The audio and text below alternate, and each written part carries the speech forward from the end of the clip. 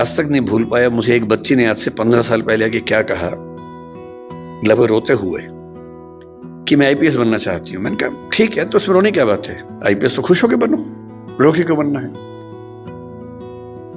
तो उसने कहा आईपीएस इसलिए बनना है कि आज से कुछ साल पहले गांव में मेरा गैंग रेप हुआ था। अभी मामला सीरियस हो गया, मैं चुप हो गया। मैंने पूछा फिर आपके पेरेंट्स ने क्या एक्शन लिया, पुलिस में रिपोर्ट किया नहीं की। उसने कहा नहीं, पुलिस तो बात की बात है। मेरे जीवन की सबसे बड़ी दुविधा यह है कि मैं अपने पेरेंट्स को बता नहीं सकती, क्योंकि वो मुझ पर भरोसा नहीं करेंगे, मेरी ही गलती निकालेंगे। तो मैंने कहा तुमने बताया नहीं पेरेंट्स को? बोले नहीं, ना बताया है ना बता पाऊंगी, आज तक किसी को नहीं बताया है, रोज घुटती हूं अंदर ही अंदर। आज पहली बार आपको बता रही हूं। और आईपीएस इसलिए बनना है कि जो मेरे साथ हुआ किसी और के साथ ना हो।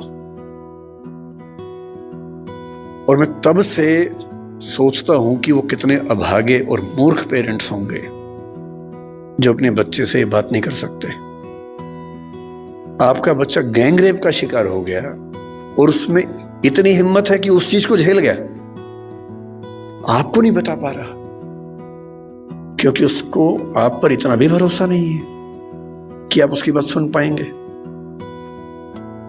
जितने रेप हमारे समाज में होते हैं उनमें से 95% घर के अंदर होते हैं। घर के मेंबर्स या दूर के रिश्तेदार या आस पड़ोस के लोग करते हैं। और उनमें से शायद 10% से ऊपर की खबर किसी को लगती नहीं है। क्यों नहीं लगती है? क्योंकि जब जब कोई बच्ची अपने पेरेंट्स को बोलती है कि ऐसा हुआ है, पेरेंट्स कहते हैं कि नहीं, तूने गलती की होगी, या छुपा दे, दबा दे बात को, चुप रहे, दूर रहा कर उनसे। हिम्मत नहीं करते कि हिसाब बराबर करें, अपनी बेटी का हक मांगे उस आदमी से, इतनी हिम्मत नहीं करते हैं। ऐसे बुज़दिल समाज में क्या होगा?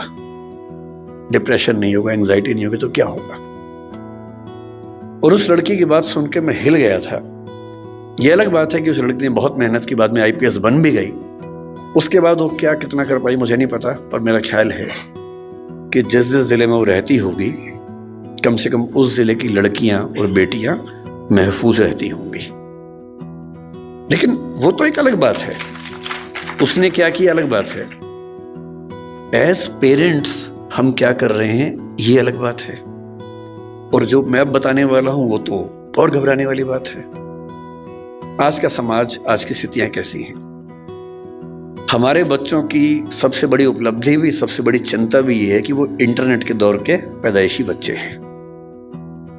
हमारी जनरेशन वो है जिसने सारे चेंजेस को देखा। हम लोग दुनिया के सबसे रोचक जनरेशन के लोग हैं, जो मेरी जैसी उम्र के लोग हैं, 40-50। मैं 50 का हूँ, आप तो 40-30 के लग रहे हैं देखने में।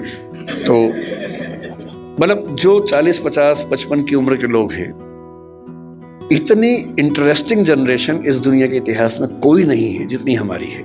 हम जब पैदा हुए तो टेलीविजन आने वाला था। टेलीविजन हमारे दौर में 1975 में पैदा हुआ भारत में। टेलीविजन से लेकर फिर कलर टीवी, फिर वीसीआर, वीसीपी, वहां से होते होते फोन जिसमें घुमा घुमा के फोन करना पड़ता था, फिर थोड़े अच्छे फोन होने लगे, वायरलेस होने लगे। मोबाइल फोन पहली बार जिसमें इनकमिंग आउटगोइंग 16 रुपए पर मिनट हुआ करती थी। वो ऐसे फोन बटन वाले जिनसे अब कील भी ठोक सकते हैं, ऐसे फोन हुआ करते थे। कितने साल के बाद पहली बार स्मार्टफोन आने शुरू हुए। फिर पता लगा कि फेसबुक भी कुछ होता है, फिर पता लगा व्हाट्सएप भी कुछ होता है, फिर पता लगा कि रोबोटिक्स भी होने लग गया है, फिर पता लगा आर्टिफिशियल इंटेलिजेंस भी होने लगी है। और आज हम उस बिंदु पर आ चुके हैं, मुश्किल से 2 साल की बात है, मशीनें अंतिम रूप से इंसान को हराने वाली हैं, हर मामले में हराने वाली हैं। जो खुशफहमी हम सबको हैं वो सब खत्म होने वाली है बहुत जल्दी, मैक्सिमम 2 साल का समय है।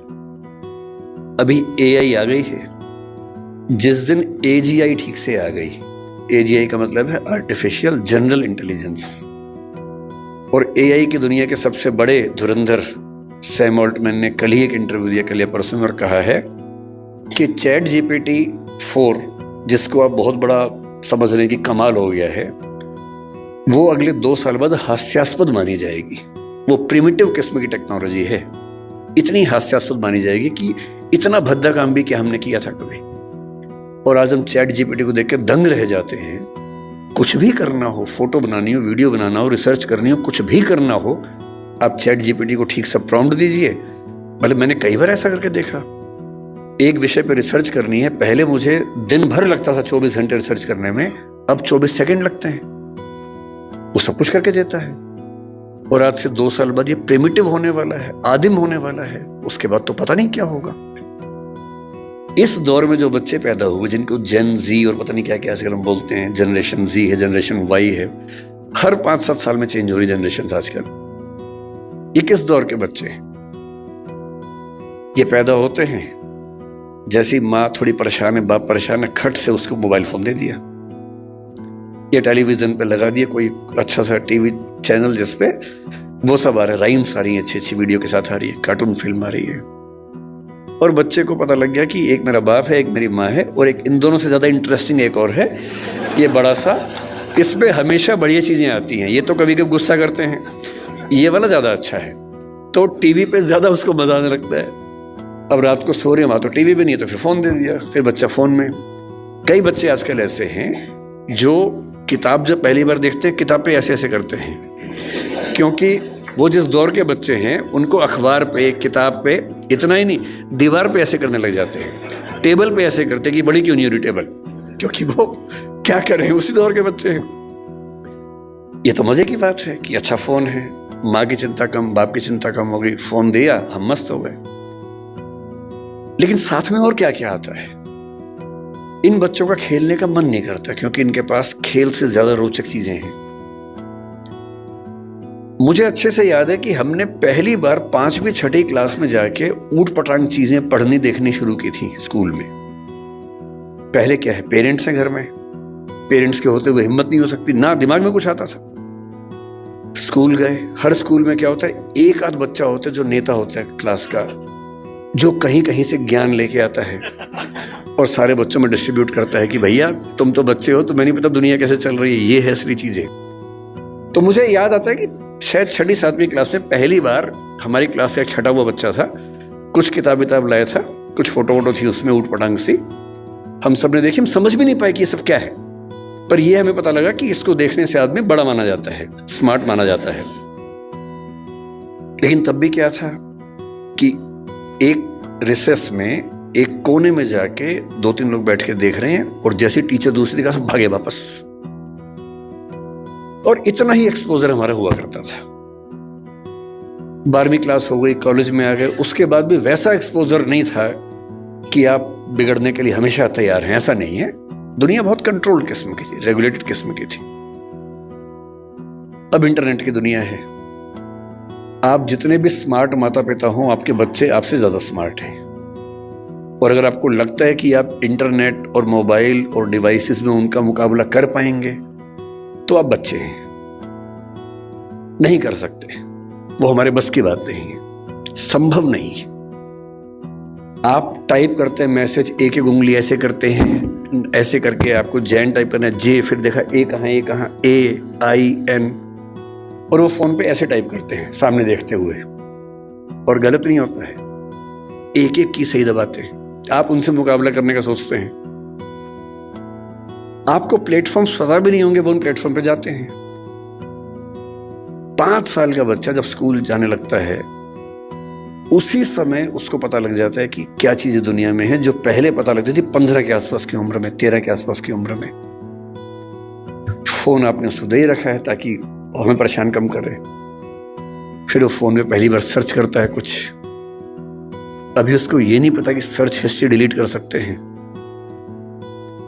तो बाप पकड़ लेता है, पिटता है बच्चा। फिर उसका स्कूल का फ्रेंड बताता है कि नहीं, इनकॉग्निटो जाना है।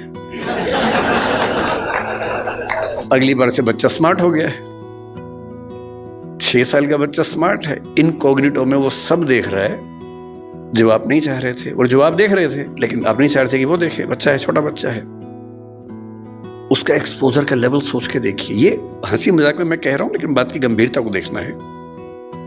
6, 7, 8 साल के बच्चों का वो एक्सपोजर लेवल है जो पहले 14, 15, 16 की उम्र में होता था। मेडिकल साइंस इस बात को मान चुकी है। मैं जितनी बातें कोट कर रहा हूं, मैं हवा में कोट नहीं कर रहा हूं, मेडिकल साइंस की रिसर्चेस के बेस पे कोट कर रहा हूं। आपको आश्चर्य होगा, आज से 1 महीने पहले एक रिपोर्ट आई है, लगभग पूरी दुनिया में प्यूबर्टी की एज 1 साल कम हो गई है, जिसको टीनेज बोलते हैं कि 13 साल की उम्र में टीनेज आती है, बच्चियों को मासिक धर्म शुरू होता है। दुनिया भर में उसकी एज 1 साल कम हो गई है। और ये ऐसे नहीं हो गई है, ये एक्सपोजर से होती है। लड़के भी जल्दी मैच्योर हो रहे हैं। जो हरकतें 15, 16, 18 में ठीक लगती हैं, किसी बच्चे के मन में भाव आने चाहिए, 8, 9, 10 में वैसी बातें हो रही हैं। ये तो फिर भी छोटी बात है। इसके बाद जो होता है तो बच्चे ही। एक्सपोजर बहुत बड़ा मिल गया है। जब वो नेट पे जाते हैं तो नेट पे जो पिशाच बैठे हुए दुनिया भर में, जो साइबर ठग हैं, जो साइबर क्रिमिनल्स हैं, वो इसी ताक में हैं कि बच्चे मिल जाएं। उनको पता है कि बच्चे का मनोविज्ञान क्या है। वो हैकर्स हैं, वो हैक कर लेंगे कि उस बच्चे ने क्या क्या सर्च किया है, उसकी पूरी कुंडली खोल लेंगे कि बच्चे का इस समय मन कहां अटका हुआ है। अगर 9, 10, 11, 12 साल का कोई लड़का है जो कुछ ऐसे वीडियोस देख रहा था या इमेजेस देख रहा था, उसमें भी देख रहे हैं कि कैसी रेस, व्हाइट रेस उसको पसंद है कि इंडियन तरह के लोग पसंद हैं, फिर उनकी तरफ से उसी रेस का वैसा ही सुंदर दिखने वाला व्यक्ति, फीमेल, और यदि कोई बच्ची है तो कोई मेल, उससे इंटरेक्शन शुरू करेगा, उससे बातचीत होने लगेगी। धीरे धीरे उसको वो उलझाएगा अपनी बातों में। वो बच्चा तो माँ बाप से छुप के कर रहा है सब, माँ बाप को पता ही नहीं है। और फिर वो उस बच्चे को प्रलोभन बहुत बड़े बड़े मिलेंगे। आपको ये सब नहीं पता है तो पता होना चाहिए, बहुत बड़े रैकेट चल रहे हैं इस समय दुनिया में। 11-12 साल का एक लड़का अपने कमरे में लैपटॉप पे वीडियो चैट कर रहा है, शायद एक ऑस्ट्रेलियन लड़की से जिसकी उम्र 21, 22, 25 साल है, और वो उससे मीठी मीठी बातें कर रही है। और फिर वो उससे कह रही है कि देखो, तुम इतने सुंदर हो, मैं तुम्हें देखना चाहती हूं, तुम भी मुझे देखो। फिर वो अपने थोड़े से कपड़े उतारती है, उसको कहती है कि तुम भी ऐसा, वो तो प्रोफेशनल है, तुम भी ऐसा करो। और वो बच्चा जिसको कुछ नहीं पता कि ये दुनिया कैसी है, वो कुछ कर बैठता है। और ये पूरा वीडियो रिकॉर्ड हो रहा है। और जैसी ऐसी चीज होती है, उसके बाद खट से मैसेज आता है कि अगर 2 घंटे में इस अकाउंट में $500 जमा नहीं किए तो ये वीडियो क्लिप तुम्हारे पापा, मम्मी, तुम्हारा इंस्टा अकाउंट मेरे पास है, इंस्टा अकाउंट में जितने तुम्हारे फ्रेंड्स हैं उन सबके पास चला जाएगा, सबके ईमेल आईडी मेरे पास है। इसको बोलते हैं सेक्सटॉर्शन। और ये इस समय टीनेजर्स की दुनिया की सबसे बड़ी क्राइसिस है। बड़ी बात नहीं है कि हम में से किसी का बच्चा झेल चुका हो, बड़ी बात तब होगी जब उसने आपको बताया हो। और अगर आपको नहीं बताया है और आप इस खुशफहमी में कि ऐसा हमारे बच्चे को हो ही नहीं सकता, तो फिर कह रहा हूं कि हम इस बात से अनजान हैं कि हम किस स्थिति में हैं। अपने बच्चों से बात करना शुरू कर दीजिए। पहली बात तो ऐसा ना हो, और हो जाए तो आपसे बात कर लें।